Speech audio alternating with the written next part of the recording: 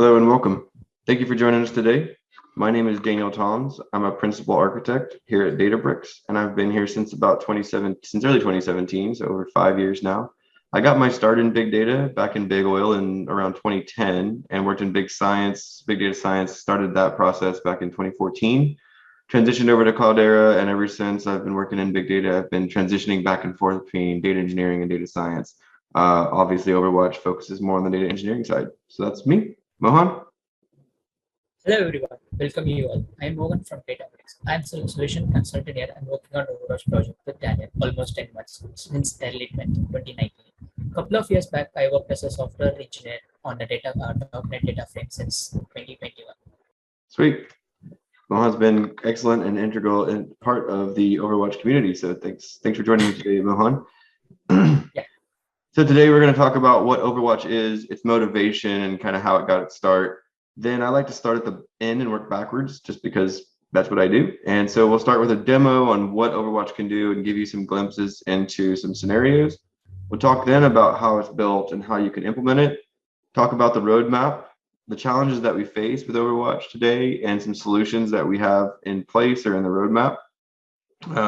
And then we'll talk about where we're going and where we hope to be in the near future. How you can get started, Mohan will take you through that and how our customers are currently getting started today. And at the end, we have a little surprise for you that Mohan will also share with you. All right, so let's get started. So Overwatch is a Databricks Labs project. Databricks Labs, if you don't know, is a platform through which our engineers, our field teams, and our customers can collaborate together to help make complex problems much more simple. They're accelerators that help our customers get started quicker. And Overwatch is one of those such projects. It's here to help you do observability on the Databricks platform and its compute engine, so that you can understand how your platform, your workspaces, your customers, your users, how they're using Databricks as a whole. When you've been using Databricks for a little while, most of our customers will just refer to Overwatch when they talk about the data model itself. So when they say, go look at Overwatch, check Overwatch, does Overwatch have the answer? That's what they're usually meaning. Overwatch currently is comprised of two primary sections of the data model. The first being the platform observability, dimensional, slow changing dimensions, etc., and then the Spark UI the Spark platform, the compute engine side as well. So this is actually one of the benefits, one of the actual things that separate Overwatch from any other type of observability platform you might find as a competitor, is that we're actually able to tie the compute engine and dimensionalize compute at the core level, at the millisecond level, to the platform itself. So that's been really, really valuable and proven very, very helpful for most of our customers. So about a year and a half ago, Overwatch was born essentially in its version 0.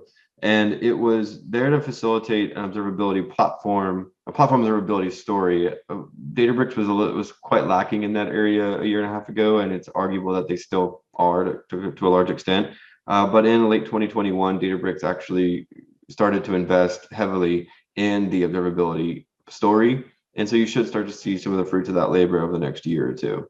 And that'll continue. It's an ongoing effort. We'll continue to get better. But in the meantime, Overwatch has been asked to continue to close that gap while Databricks kind of gets up to speed and gets everything done and put into place.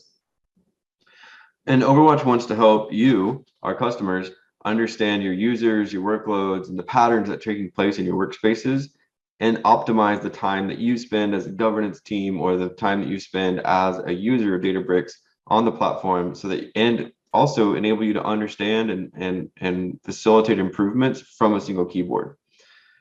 So whether you have 100 workspaces or one workspace, the idea is that, or even multiple clouds, the idea is that from a single database, from a single data set, you can understand your user group, your workloads, and the things I mentioned.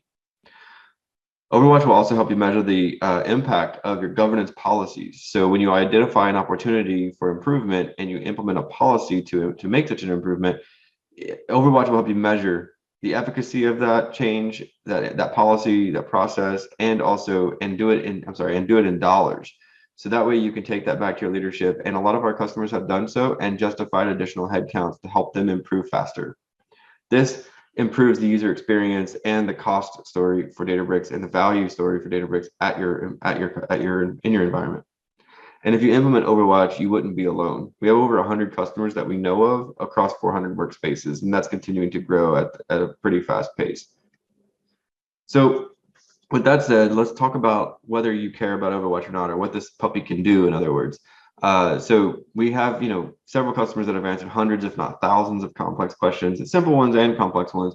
But today we only have a few minutes together, so I want to take Mohan and I picked 3 different scenarios that we thought would be good to show you of varying complexities. And on those 3, Mohan's going to take the first 2, and I'll take the last one, and we'll show you through those what Overwatch actually does and what it can bring to your workspace or to your environment, to your organization. And just a quick disclaimer, you may notice that there is a bit of a data difference between some of the charts, even though we're kind of on the same storyline. And that's because with the permission of our customers, we've actually been able to take some of the screenshots, but we needed to anonymize them and combine some of the data across different customers to make sure that everything stayed anonymous. So if you see something that doesn't quite make sense, we know. The story should make sense and everything should flow, and just fill in the blanks with, if it should have been 100 and it's 80, we know. It's just because it's across multiple customers and we've anonymized it. Okay, so Mohan, for that, I'll let you take it away. Hello, here I'm going to explain some of the metrics which we captured from Overwatch. First is job efficiencies. The purpose of job efficiency is used to increase workload throughput by minimizing the cost, failures, SLA violations, and anomalies. In this case, we may observe certain anomalies that we would like not to see, but with the help of Overwatch, and investigate what happened for these job runs. For the last few days, the cost rise up to $3,500, shooting up drastically, and some large jobs are failing in the recent days. This might be due to one of the reasons which also understand from the Overwatch, like invalid parameter, cluster terminated, notebook not found, and so on. In addition to this, we have some more information in the flyovers from the real-time example. This graph explains the cost of job failure over last 7 days. We can see that red represents the maximum number of fail runs, whereas the blue represents the minimum number of fail runs. This job 149, which can run 3 times in a week and almost fail every time, which cost around $9.83, which is of no use. Similarly, this job runs once in a week and again it gets failed, which cost around $13.8. As I mentioned, this could be some of the reasons like invalid parameter, cluster terminated, etc. We can identify who is the job owner and date of the job run to investigate further what happened on that particular job run. So these type of information will be provided as with the Overwatch and improvise the job cost and time. Next is interactive efficiencies. Interactive efficiency is a kind of balancing act. We want to make sure we are using as much of cluster as possible, while the better user experience implies faster queries. What we want to do is figure out how quick queries should be and ensure the cluster workload categorization and strong governance to optimize the cluster. Here is a brief example of what happened. These are the top 20 expensive clusters in the previous 30 days. In this time span, the most costly cluster on the left is almost $1,000. We can observe that the utilization rate is just 8%. Is this a good or a bad number? It is entirely dependent on whether or not the user had some good experience. So let's go a bit more into what's going on with this cluster. As I mentioned, the cluster is at 8% utilization. The query time for the third quartile is 12 seconds, whereas the query time for the 75th percentile is about 26 seconds. Here comes the question from the governance team. Is the time difference of 26 seconds from the 75th percentile is a good or not? It is a query. Average time 5 to 10 seconds is acceptable or not? Yes. I would like to point out that we always have certain queries that take a longer time to complete. Later, we can drill down into less than 25% and identify those workloads in a separate stream to determine which workload belongs to this cluster versus workload should pulled out to be added to some large cluster to free up some more spaces. All you have to do is ask yourself or ask the team and compare the current cost after doing the changes. Here, it is 92% of cluster is underutilized. To support a 5 to 10 seconds average query, it loses 92% of cluster. have 92% of core cycles. So the user or team has to understand, is this anything like which we are working on? These are all the questions that Overwatch can help you to figure out where you should spend your attention in order to solve a problem.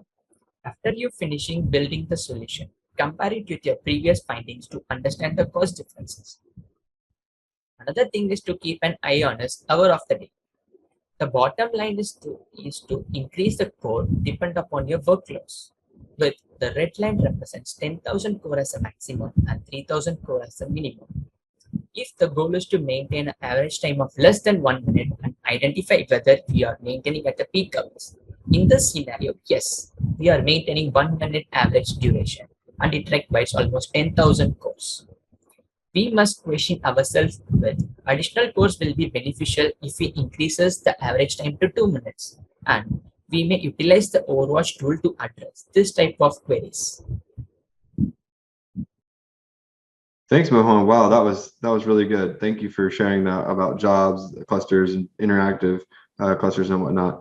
So I'm going to shift gears a little bit now to something that you may not have really thought about as much, and it is a little bit more complex. So bear with me, put your brains on, and let's see if we can dive into this and show you a little bit of the power of Overwatch on a deeper dive. So let's talk about autoscaling efficiency. If you use autoscaling, which I should hope you do, because it will greatly improve your cost situation with regard to your cloud and your Databricks costs. But a lot of times customers don't really understand how frequently this occurs.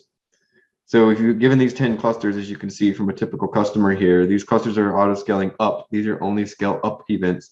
These scale up events are happening over 500 times a day across these 10 clusters. So as you can imagine, larger enterprises with, there's different scenarios, but we can have a ton of scale up events in a day. And the question is, are these scale up events, are they efficient? And if they aren't efficient, how much are they costing? And even if they are efficient, like, are we doing it correctly? And so there's a lot of ways to analyze this, and I'm going to take you through one. But let's look at the cost breakdown really quickly of the typical cluster set. So these costs that are showing on the screen in the bottom right here, these are actually costs that are associated for scaling up, but they're sunk costs. These are costs associated while the cluster is still not usable. So the time from whenever the cluster says, oh, hey, I need to be bigger, and it starts to get bigger until the time that it actually scales up. That's these costs that are shown here. And these are all from your VM provider. These are not Databricks costs, because Databricks doesn't charge you during that provisioning phase, but your cloud provider does. So now this isn't even what I want to show you. What I want to show you is something about a topic I call jitter. Jitter is somewhat of a complex topic, but I bet it's something that you've never thought of. So, and if you have, fantastic. But now, how do we analyze it? So let's use Overwatch to analyze this. And let's take a scenario here. So we have a 15-minute period, and we have a user that has submitted a query at 0.1. Okay, so we have this is through time, and this is our scale of our cluster, just a nice little square wave. Okay, so we're going to simplify the heck out of everything. So here we show that the user kicks off their query here, and it's big enough to spawn a scale up event. So the scale up begins here, and during this time, the more nodes are being provisioned from the cloud provider. Luckily, this query finishes within about 4 or 5 minutes, and we can see that end here. However, the bad thing is that just in time for the new nodes to actually come online and be added to the cluster, just in time the query was finished, so that none of that added capacity was able to facilitate a quicker completion of that query. What's really also common is that from there, the user then typically will then review the results of that query, realize that it could be improved or adjusted to make a little bit more sense and make it better. So they do that analysis, they make some changes, then they're ready to resubmit. But during this time, the cluster is actually about like counting down because it's sitting here idle at this higher number. So right at this point in time, the cluster says, oh, I'm ready to scale down. We'll call that 0.2. Okay, so the cluster scales down now, but right after it's scaled down, just shortly thereafter, the dang cycle repeats. And here we go. Now the user is submitting query 2 and letting it run, but in the meantime, it's still running on this lower value or this lower capacity. And again, just as it finishes, the cluster's ready to accept the query now. And this is really common whenever you have clusters that have smaller populations on them. And they're highly interactive for analysis or development. This pattern is really common.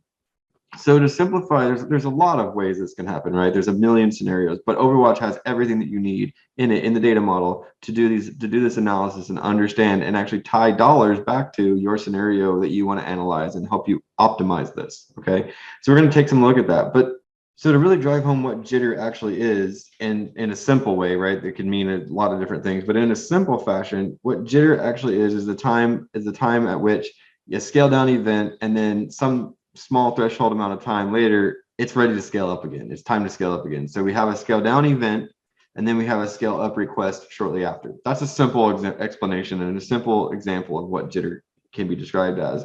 And there's a lot of opportunity here because we had VM costs happening here to actually complete the scale up. And then whenever the scale up occurred, the cluster was idle. So we could analyze in several different ways. The only way that I'm going to analyze, just to keep it simple today, the next slide is actually only going to discuss this part where you actually have a VM, the VM cost associated with the scale up event that actually didn't help solve anything. It wasn't actually necessary. And so there's a lot of optimizations that you can apply to this, which we talk about very briefly in just a second. But let's talk about how Overwatch can help you see what's going on here. So if we want to analyze the impact, there's a couple of things that are really important. Making sure that we understand the impact in dollars. So here's an example. This is a 7-day analysis done at a customer. And you can see the cost of but this is by cluster. It's been a little bit anonymized here, but this is the per cluster cost over the last 7 days for jitter events. And this is, again, just the VM scale up before provisioning. So there's also, in the scenario I showed you above, there's actually also some opportunity and some waste where the cluster was up for 5 or 10 minutes until it scaled back down, where it was just sitting there idle. So all that extra is kind of overutilization or over capacity as well. But in a simple, just looking at that first piece, we're seeing a $4,000 savings in a week from one cluster. And remember, this isn't just all scale up events. This is a scale up event where a scale down was shortly after a scale down event. So it's just the jitter. So we can attribute $4,000 to jitter over 2,000 jitter events in 7 days on this cluster. The cool thing is that, this is a complex topic and we only have so many FTEs or so many governance time cycles to use. So the cool thing is that a simple order by, like we did here, can help you understand where to spend your time. Which clusters should I do the analysis on? And once you do the analysis, you can figure out, okay, which users are causing the jitters, which workloads, which groups of users, et cetera, which notebooks are causing the jitters. And we can explore moving those off to a more purpose-built cluster. And we can even tune the auto scaling itself. So if you don't know how to do tuning for auto scaling, you can reach out to your account teams or Google around to find that, but that's beyond the scope of this. But I wanted to show you that Overwatch can help you identify where there is a problem and then drill down and identify how you might be able to improve that scenario. The scenarios we talked about today are really typical scenarios, but there's no way any kind of representative set of what Overwatch actually does. And neither are the other suite use cases that I want to talk about here. It's just some of the ones that I was excited to share today, but there are literally hundreds, probably hundreds, maybe thousands of use cases that are being enabled by Overwatch.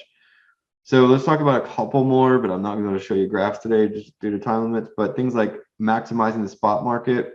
So if you want to maximize, if you don't know there's spot markets in it, you can do it. It's by node type, but in a node type, you have a node family, right? You have like i3XL, i3-4XL, or standard DSV, standard D3VS, but it could be a D3V2 or D3SV2 or V3, etc. These are families, and you can, but the market, there might be a lot more availability for an i3-4XL than there is an i3-2XL. And if you just use half as many 4XLs, it's the same thing. I mean, it's almost exactly the same thing, but because there's a bunch more spot availability, you could greatly reduce your cost by just switching taking half of the different type of node, etc. Also, understanding where or how to stagger your jobs. They probably don't all need to to start at midnight. So now you don't need to compete against yourself on the spot market, but maybe someone else in your region is some other customer, some other user is actually spawning big jobs at the same time as you. So you could maybe stagger your jobs to maximize your spot market efficiency. Another one is making sure that you have fast disks where you need them, and fast local disks where you need them, and don't pay for those fast local disks where you don't need them. Another great one is looking at anti-patterns. Anti-patterns can happen in several different ways, but a really common one is looking at it by some user, group, workload, job, etc. And the good thing is that those developers, those users that are hitting those anti-pattern challenges, we can actually identify that subgroup. So those 12 users that are doing this one anti-pattern, we can then build a 20-minute training and send it to them through a CBT, or computer-based training module in your e-learning. Right? So only those 12 users take it, and anyone in the future that hits this anti-pattern, and we don't have to send the whole 2,000 people to a 3-day training class, right? So we can make sure and hit what we need. Another one we talked about a little bit before, which is making sure that we understand the value of our policies. Sometimes we implement good policies, sometimes we implement bad policies, but being able to tie a value back to that, like what was the dollar value of that, helps us to justify additional FTEs to make further improvements in our governance strategies. And last one I want to talk about is the ability to optimize and stabilize your streams. As we all know, it's a teeter-totter between, if you've ever done streaming, it's a teeter-totter to make it, the least cost, but also hit all SLAs. It's kind of one or the other. Higher cost, you hit the SLA more, and it's a challenging balancing act. And moving that fulcrum around is very important to do it accurately. And Overwatch has the tools necessary to enable you to be more successful at that. Okay, so now that you know kind of some of the art of the possible and like what other customers are using it for, let's talk about how it works. So Overwatch exists as kind of like an agent. You can think of it like an agent that runs on your workspaces, and it collects data from all of your different logs and your APIs, et cetera, that are on the account. It does this and amalgamates all that data into a unified bronze layer. Now, this is across your clouds and across your workspaces into a single unified location that anyone that based on your security model, people have access to across your workspaces as you desire. And then it's enriched through a best practice process from bronze, silver, gold, and then delivered in a presentation layer or gold layer to the user group of your choice. That then can do the research that we talked about, but even more stuff, especially with the onboarding of DB SQL, really has simplified alerts and complex event processing for a lot of our use cases. And then if you really want to go nuts, you can actually, we've provided a reference architecture for the real-time component that integrates with Prometheus or JMX or Graphite and even Grafana, so that you can then analyze real-time metrics and add in more complex event processing, or even go so far as to train a model over historical data and use the real-time data for inference. Okay, so the sky's kind of the limit here. We've enabled this platform or this project to really make sure that it meets your needs. So that's how it works. Now, how do we implement it? It's super hard. We build a job, configure the cluster, configure Overwatch, and then run it. There might be one little bullet point missing there, which is actually configure your environment, which actually probably is the longest period, but it just depends on where you are. So if you have strong governance already and strong DevOps teams, then the configuration of your environment for best practices and such wouldn't be that big of an undertaking. But if you have a lot of way to go, Overwatch actually kind of facilitates that growth of your governance team, because to use Overwatch efficiently and across all your workspaces, you kind of need to have some governance. And the best practices are all in the documentation, and the processes in the documentation. So you can review that on your own time and reach out to our team or your account team if you need help configuring your workspaces for best practices, etc. But in the meantime, let's assume that you've got that done, and what's the process for implementing Overwatch. All right. So we're going to go spawn a new job on the workspace. We're going to configure the cluster. So right now, note that they can be quite small. They don't need to be a big cluster. Usually, most customers use 8 to 16 cores across 2 workers and runs about 30 minutes to an hour a day on each workspace. We are working right now to enable a single workspace deployment from where you deploy one workspace, and it works for all your workspaces. But that's on the roadmap and actually starting development, I think, next week or week after. So That's coming soon.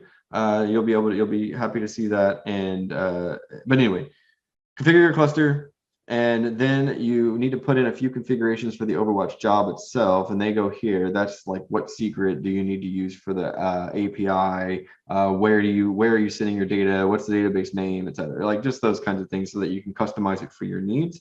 And then you let her rip. She can go for, just run once a day, twice a day. We don't really recommend more than 4 times a day, every 6 hours. And there's other ways that we want you to get data if you need higher resolution than that. But nonetheless, this is the process for implementation. So now that you've got it implemented, let's talk about where we're headed. I want to tell you a little bit about some of the exciting things that we have on our roadmap. The first one's not super exciting, but it is super necessary, which is improving the coverage of our integration tests. Data quality is always paramount, and we want to make sure that we have the strongest coverage on our data as possible, so that we don't have any regressions, etc. So we're strongly focused on that right now, and that's like delaying some of our new, more exciting features, but it's just a required milestone, as you know, if you've ever done any kind of development or data efforts. Okay, so then the next thing is there's some new SKUs out, like Photon and Delta Live tables, et cetera, and we want to make sure that those are being reflected in our pricing models, so that whenever you look at your dollars spent, they're accurate in all the scenarios. We also want to add some capability to do that intermediate latency, right? So we have the real time, we have the batch, but there's a big gap in between. So we want to be able to run a smaller set of data updates, so that it's really, really fast, and you can run it, every 15 minutes, every hour, or whatever is right for your org. So that's actually coming fairly soon. That's on the near roadmap. I believe that the sprint cycle is already prioritized. So there's that. And then, like I said, back when you look at the data model, we want to add more entities, keep up. We want to keep up with Databricks, the new features in Databricks. And so things like DB SQL and even JDBC queries and stuff like that are coming soon. And then we have even new stuff in the immediate future. I'm sure you've heard a lot about this week already, such as Unity Catalog and Delta sharing and those kinds of things. So we want to grow out that gold model for you. And then also one of the most exciting things is we're going to be working with a curated data set from Databricks for our bronze data. Right now, we'll talk about this more in a minute, but right now we're using data that was never built for this purpose.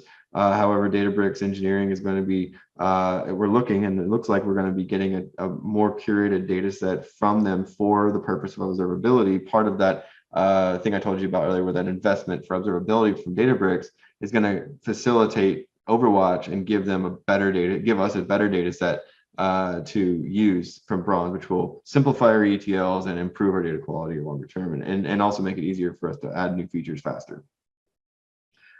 For future needs, everything on the roadmap is maintained on GitHub. And if you have something that you'd like to see that you haven't seen yet or that is missing, feel free to add a feature request. We take those seriously, and they will get prioritized as soon as possible. Now, with everything great does come challenges, and we've had our fair share. Right now, it's challenging for us to keep up. We have a small development team, which actually is growing, and I'll leave it at that. But we are growing pretty quickly. Again, I said there was an investment with Databricks Observability, so through that, we're actually getting a little bit of help ourselves in the Overwatch developer team. But keeping up is challenging, right? Also, our bronze layer is dirty. I mean, the bronze data sets, they're real. I mean, they're correct, but they were not shaped in a way that was ever meant to be ETL'd into the gold model that we have. And that's kind of back to the gap that Overwatch was built to solve.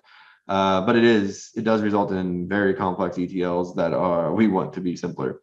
And the last challenge that we deal with a lot is data quality. Adding new features in Databricks, such as reusable jobs or job repairs.